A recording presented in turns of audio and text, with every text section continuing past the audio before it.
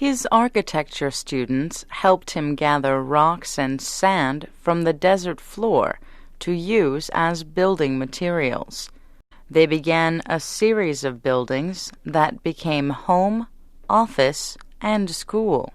Wright kept working on and changing what he called a building made of many buildings for 20 years. Today, Taliesin West has many low stone buildings linked together by walkways and courtyards. It is still very much alive with activity. About 70 people live, work, and study there. Guides take visitors through what is one of America's most important cultural treasures.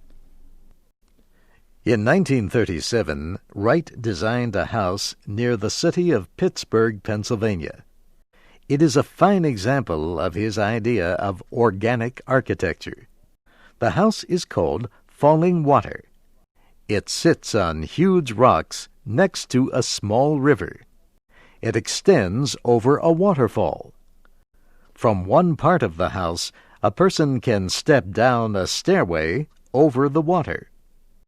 Falling Water is so unusual and so beautiful that it came to represent modern American architecture. One critic calls it the greatest house of the 20th century. Like Taliesin West, Falling Water is open to the public. Frank Lloyd Wright also is famous for designing imaginative public buildings. In 1904, he designed an office building for the Larkin Soap Company in Buffalo, New York. The offices were organized around a tall, open space.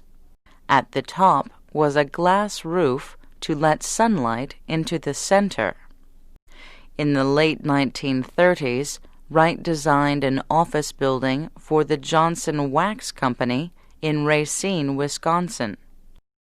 It also had one great room without traditional walls or windows. The outside of the building was made of smooth, curved brick and glass.